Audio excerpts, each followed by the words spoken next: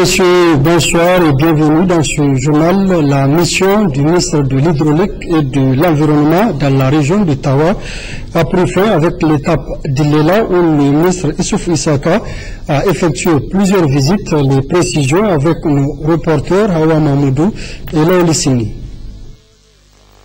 Arrivé en début de matinée à Ilela, le ministre de l'Hydraulique et de l'Environnement Issoufou Issaka, en compagnie d'une forte délégation, a été accueilli par le préfet du département Boubacar Al-Kali Ibrahim, entouré pour l'occasion des autorités administratives, municipales, des autorités coutumières, des responsables des services techniques.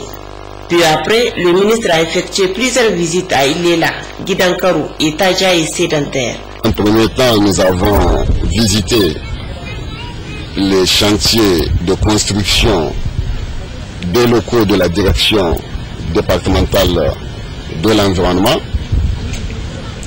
financés à travers la loi de programmation qui, il faut le rappeler, consacre environ 8 milliards de francs CFA sur les 5 ans, c'est-à-dire la période 2011-2015, pour essayer de créer les conditions les meilleures permettant au cadre de l'environnement de bien accomplir leur mission. Nous avons visité donc ces chantiers. Nous avons également visité la pépinière centrale, c'est comme ça qu'il faut l'appeler, qui a une capacité de production de plants de 100 000, mais pour l'ensemble du département, m'a-t-on dit, la capacité de production de plants est de 400 à 450 000. Après ces visites, nous avons mis le cap sur Tajaye, mais sur le chemin, nous nous sommes arrêtés pour visiter un site de récupération des terres sur 100 hectares à Gidankaru, où nous avons trouvé une population enthousiaste, en tout cas qui s'est adonnée à cœur joie aux activités génératrices de revenus. Toujours avant d'arriver à Tajaye, nous avons visité un chantier de réalisation de forage profond, cette fois-ci de 600 mètres. Et nous nous sommes arrêtés sur ce chantier parce que ça marque le début d'une collaboration, d'une synergie entre le département ministériel en charge de l'équipement et notre département ministériel. Nous nous sommes entendus et nous nous sommes dit pour optimiser désormais les investissements, il faut que les forages routiers qui seront réalisés soient implantés en rapport avec nos services de manière à ce qu'à la fin des travaux, ces forages puissent être réutilisés, destinés aux populations. Alors l'implantation qu'on a eu à faire pour ce forage de 600 mètres de profondeur et qui va coûter 320 millions de francs CFA, l'implantation là permettra à la fin des travaux d'utiliser ce forage-là et de l'équiper en mini AEP multivillage. Après, nous sommes actuellement au niveau de Tajaye, où il y a deux grands quartiers qu'on appelle habituellement Tajaye sédentaire et Tajaye nomade. Là, nous avons procédé à une extension de la mini AEP et il y a un château qui a été fait et on m'a dit que finalement, pour les deux quartiers, c'est environ 17 bonnes fontaines qui ont été implantées et qui permettront de desservir 16 000 habitants. En dehors de ces visites, nous nous sommes intéressés aux autres chantiers sur lesquels on n'a pas pu se rendre, notamment les chantiers de réalisation de forages profonds.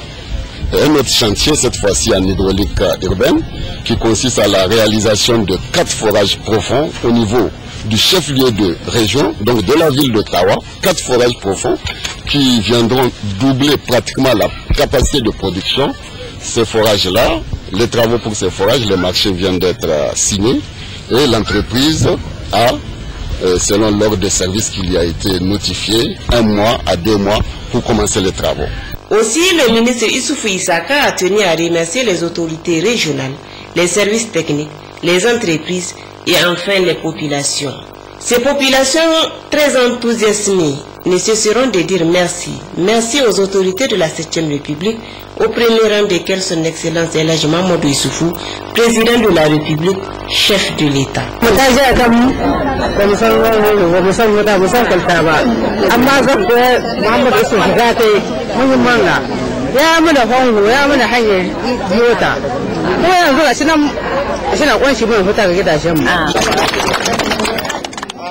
La campagne agricole se déroule dans l'ensemble normalement dans la région de Tillabéri.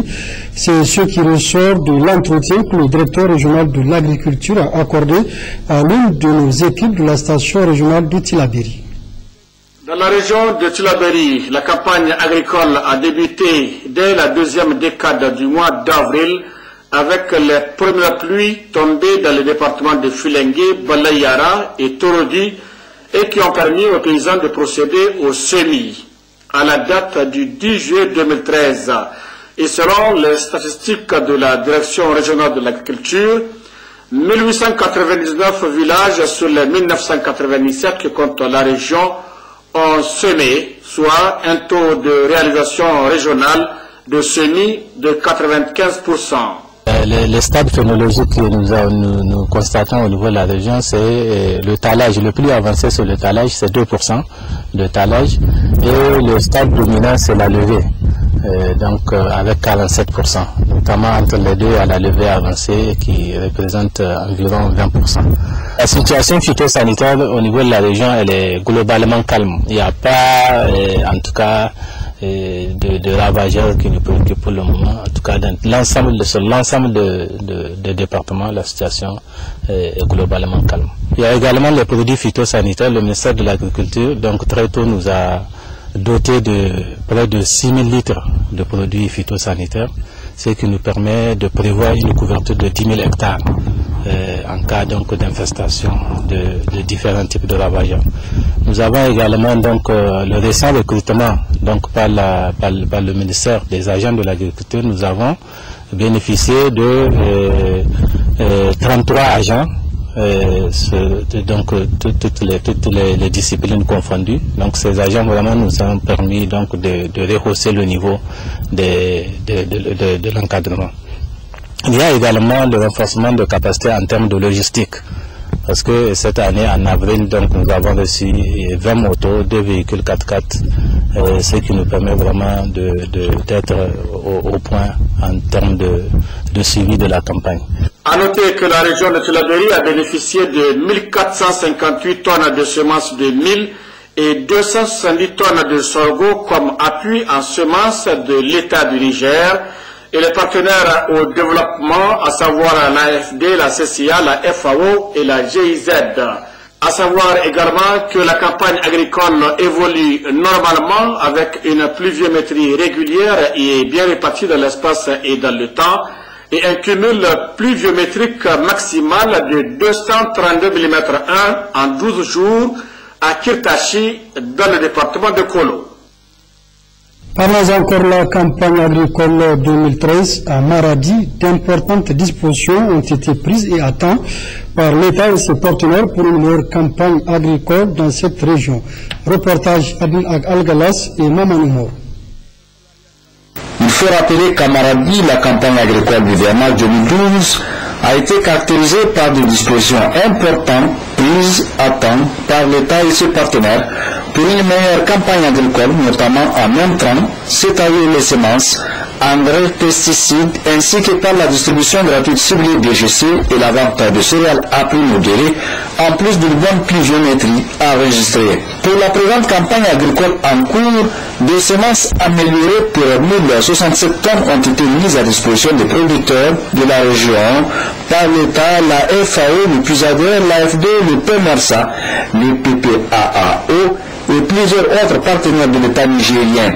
Les engrais mis à disposition sont pour 1524 tonnes contre 8405 litres de produits phytosanitaires, dont 2930 émanant de projets partenaires comme le PEPINDA, le PASADEM, le PEMERSA et ce pour une couverture de 9730 hectares de culture.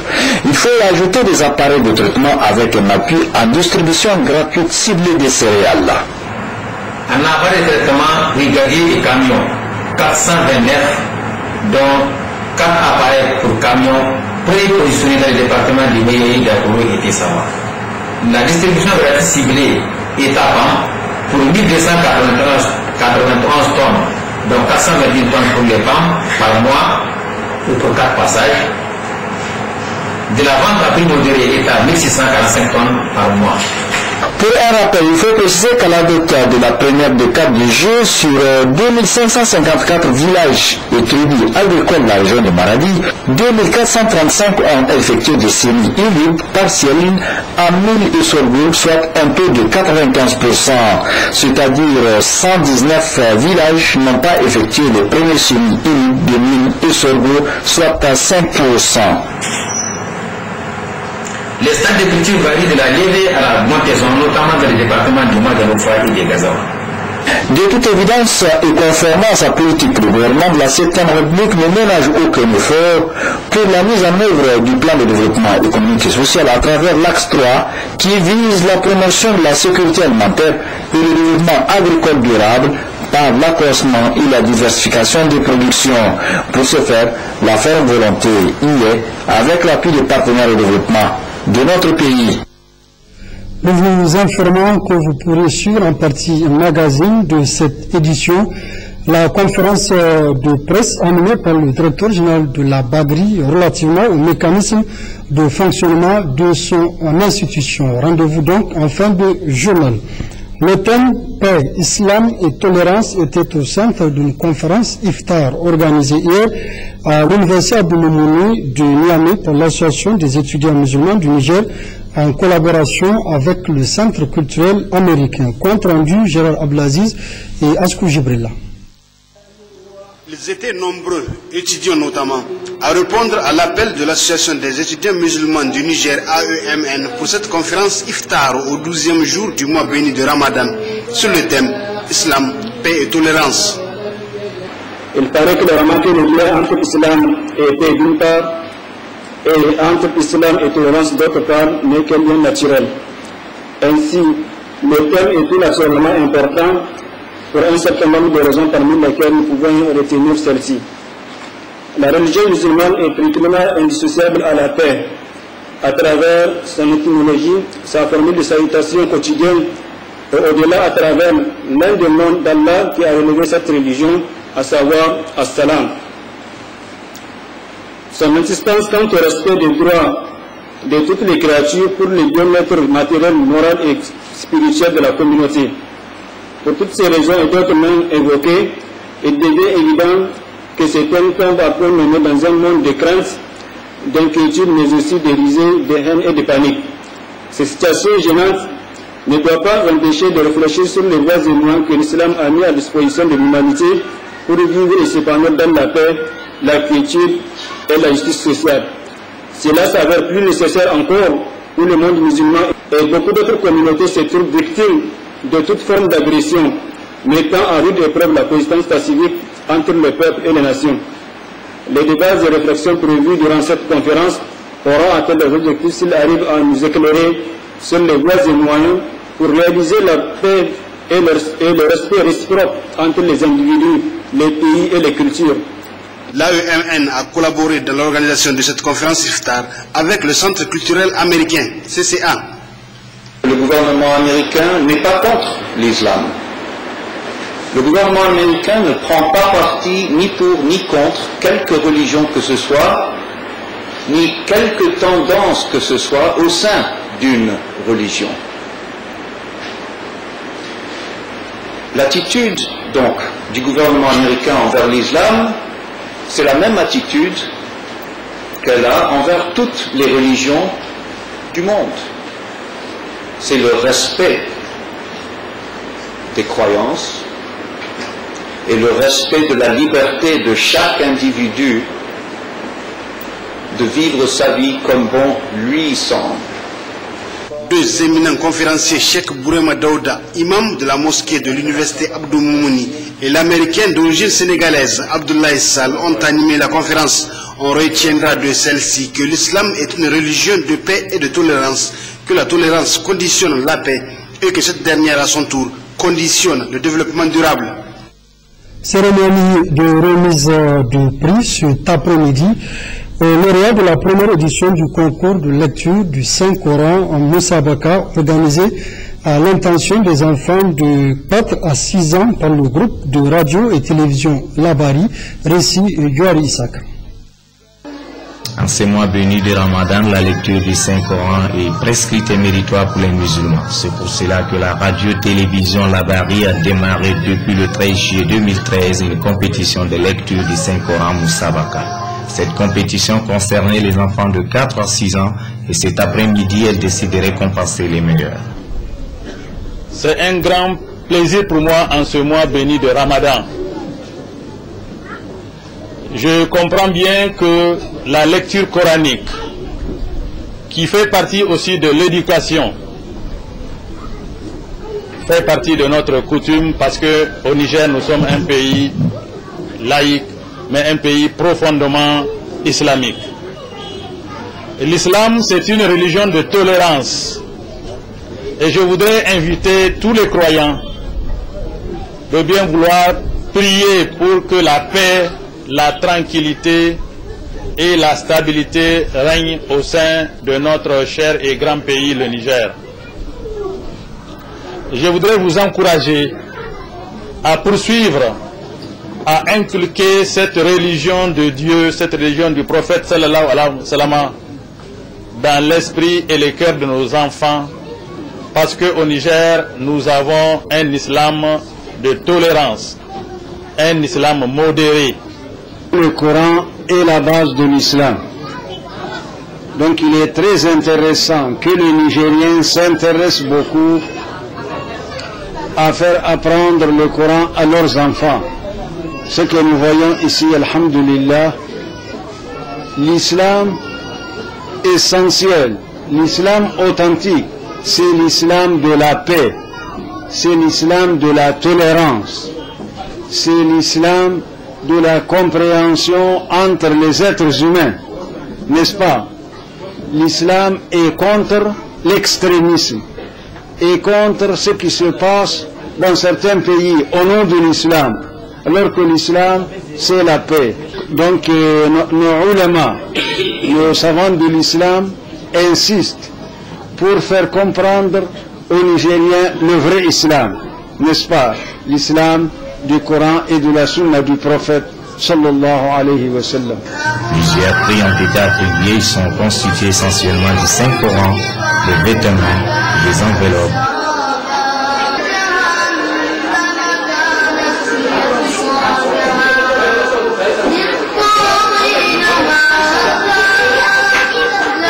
J'invite à mes amis à lire le Coran avec moi.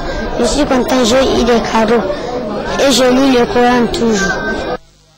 Période de dévotion et d'abstention de toutes sortes, le mois de Ramadan est également une période de gaspillage, du moins dans certains foyers. C'est ce qui ressort de ce constat de nos reporters Rachida Senjouri et Abdoulaye Hamidou. En ce mois béni de Ramadan, nombreux sont les foyers dans lesquels ce mois rime avec du gaspillage, notamment en termes de ressources financières. Ce acte se remarque lorsqu'on fait un tour au niveau des marchés, des légumes, condiments et autres denrées alimentaires achetés à grands frais par les usagers afin de rompre le jeûne. Je suis venu acheter des condiments pour le carême. Je viens d'acheter de la viande. Maintenant, j'ai acheté des gingembre. Je vais continuer pour chercher les autres condiments restants. Je suis venu payer du poisson. Bon, je n'ai pas eu ce que je suis venu chercher parce que je suis venu chercher les carcasses, je n'ai pas encore eu. Je vais continuer au collège Mariama. C'est pour faire la rupture. La forte demande des produits et denrées alimentaires en cette période constitue une aubaine pour les vendeurs véreux qui n'ont eu de cesse à augmenter les prix des aliments sur les marchés. Vraiment, aujourd'hui, le marché, Dieu merci, il y a de la clientèle. Voilà. Alhamdulillah. Malgré la cherté du poisson, les femmes viennent s'en procurer, surtout dans ce mois de Ramadan. Le gaspillage, quelle que soit sa nature et sa forme, est condamné par la religion, qui recommande d'ailleurs aux fidèles de mener une vie modeste, modérée et surtout selon ses moyens. Le gaspillage, c'est pas bon pour un musulman. C'est interdit dans l'ancien Coran. C'est Dieu qui a dit dans l'ancien Coran, voilà, tubazir tabzira, inna al-mubazzirina kanu ikhwani shayatin. Donc c'est Dieu qui a interdit de tabzir, c'est gaspillage. Donc c'est pourquoi le musulman il fait très attention quand il va au marché, il doit acheter les petites choses. Même si il va gaspiller 100 000 chez lui, non, c'est pas chez lui seulement, il peut gaspiller plus de 100 000 pour partager aux gens. Mais c'est pas que tu achètes les choses de 100 000 pour ta maison seulement, c'est que tu ne peux même pas manger ça. Le gaspillage dans ce mois cumule l'aspect alimentaire et vestimentaire. Le premier pour garnir la table des mets variés, les seconds liés à l'achat et la couture des habits de fête pour la famille. Ce mois reste au regard des habitudes très dépensives. Mais toujours est-il dit, vivre selon ses moyens vaut mieux pour la tranquillité d'esprit et la quiétude en soi dans la société. Même si beaucoup outrepassent les prescriptions religieuses qui au mieux facilitent la vie aux fidèles et à la communauté. Le mouvement pour la renaissance citoyenne MRC a rendu public ce matin une déclaration relative à la situation socio-politique et économique du Niger. Je vous propose un extrait de la dite déclaration. Le MRC adresse ses vifs remerciements à la Oumma islamique pour ce mois béni de Ramadan et l'exhorte aux prières afin d'épargner notre cher pays des situations catastrophiques. La diaspora nigérienne devient de plus en plus importante et son poids économique s'agrandit d'année en année. Le Niger, notre pays vaste et enclavé, est un carrefour potentiel de corridors de transit. Le mouvement pour la renaissance citoyenne constate que ce secteur traverse des problèmes structurels et organisationnels gérés au quotidien par des transitaires ambulants sans vision prospective réelle.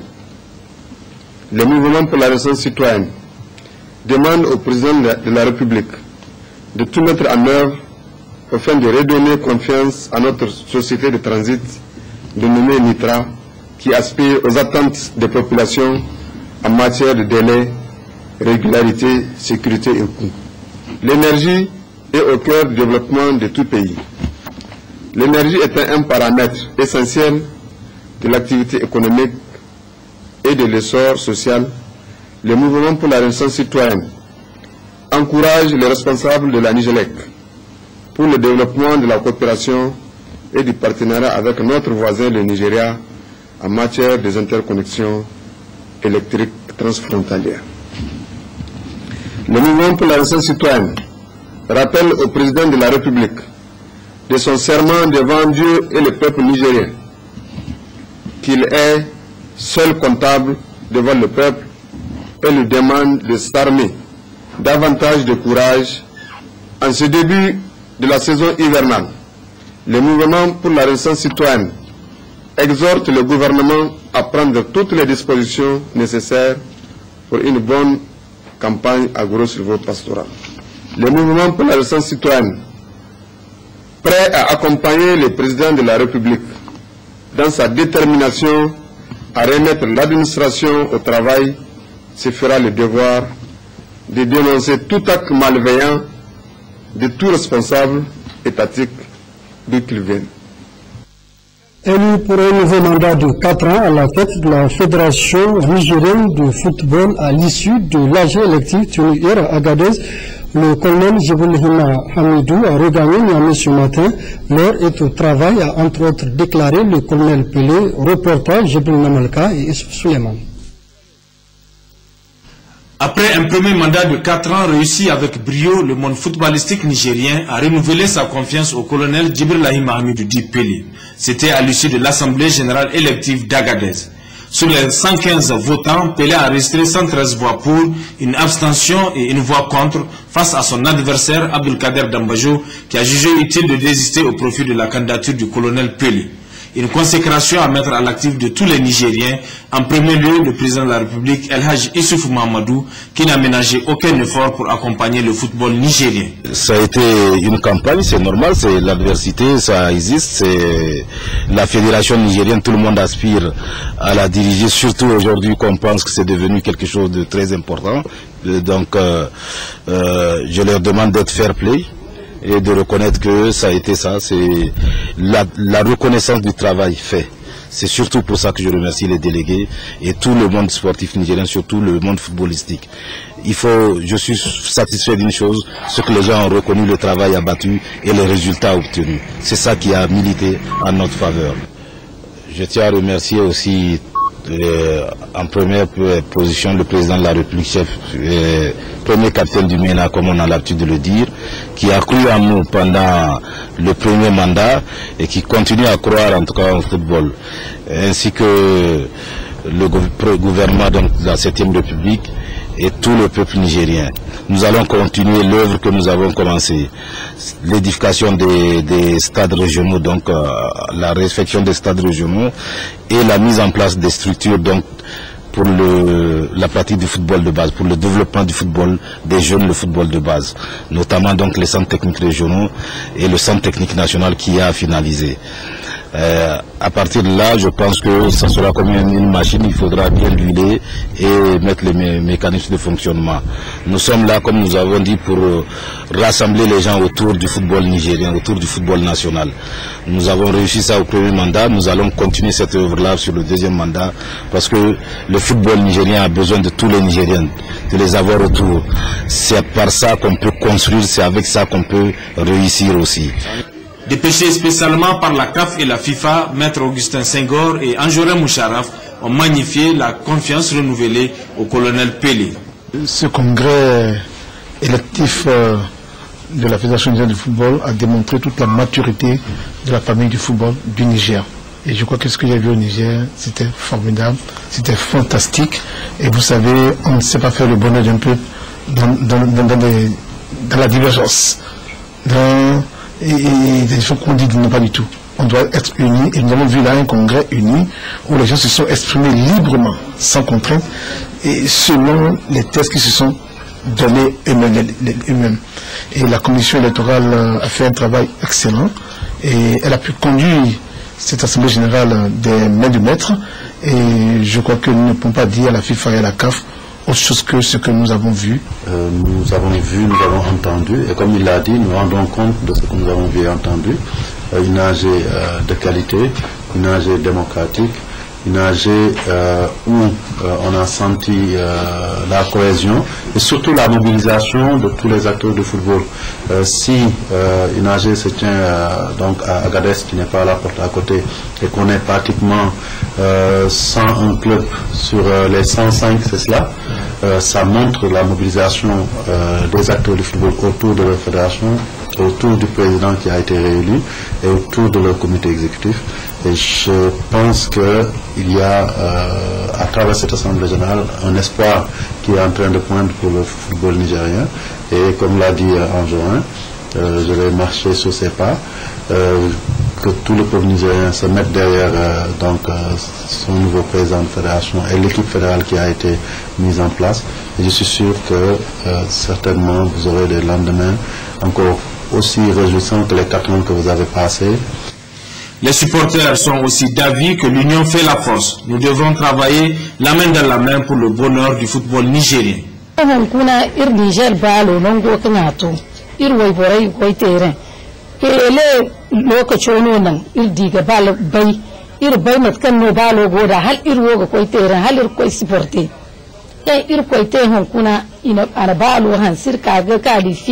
kana hal kan hinka boriyan kan si Niger bai kan gi ka confounder da Nigeria hon kuni mir bai irko dinga dia sabu kai irko yega kan da irse amaga agoga Niger labo balo mu koi da jina yayi aiki mai kyau kuma Allah yayi an ba shi shekara 4 mais abun muna wai roƙon Allah wajen Nigerian duka ko da kwa mace da maza a sa hannu Allah shi bashi sa kuma shi mai kyau kuwa baske cikin shekara nawa sun kuce Niger mun ta kan biyu wannan da yau mutum nan sha da sa shi donc a bar shi aikin shi. L'heure est à la mobilisation avec ce match retour qualificatif du CHAN Afrique du Sud 2014 prévu pour ce samedi 27 juillet au stade général Séni Kounti face aux étalons burkinabés. Et oui, ensemble nous pouvons assurer la qualification au peuple nigérien. À l'étranger, la procureure de la Cour pénale internationale est en visite officielle à Abidjan, en Côte d'Ivoire, dans le cadre de l'affaire de l'ancien président ivoirien Laurent Gbagbo. Rien n'aura filtré du huis clos entre la procureure de la Cour pénale internationale et le ministre ivoirien de la Justice. Seule annonce officielle de Fatou Bensouda, la recherche de preuves contre l'ancien président ivoirien Laurent Gbagbo, accusé de crimes contre l'humanité, se poursuit. Des preuves indispensables à l'ouverture d'un éventuel procès. Ma mission n'est pas d'arrêter des personnes, mais d'enquêter, d'apporter au juge des éléments contre telle ou telle personne qui pourrait être auteur de crimes, passible de poursuite par la CPI. Nous avons présenté M. Gbagbo au juge, ce n'est pas la première affaire portée devant la CPI et ce ne sera pas la dernière. Une mise en garde en forme de réponse aux accusations de partialité dont fait l'objet la CPI. La procureure l'assure, elle ne vise pas que le camp Gbagbo, les partisans de l'actuel président Ouattara pourraient aussi être dans son collimateur. Une promesse d'équité attendue et saluée par beaucoup d'Ivoiriens.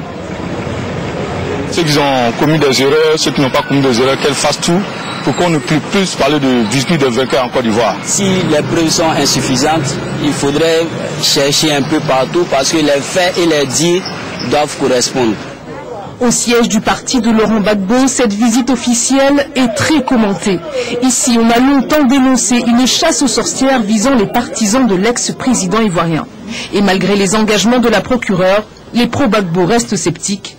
Peu de chance, selon eux, que la justice internationale mène l'enquête en toute indépendance. 3 ou 4 ans après l'effacement des preuves, qu'elle va enquêter dans d'autres camps. On est bien au regret de constater que la profession de foi qu'elle fait est contraire à l'attitude impartiale qu'elle devrait avoir. Autre dossier chaud de ces 3 jours de visite, celui de l'ex-première dame Simone Gbagbo, accusée de crimes contre l'humanité. La procureure de la CPI a une nouvelle fois réclamé son transfert vers La Haye, où est aussi détenu son époux.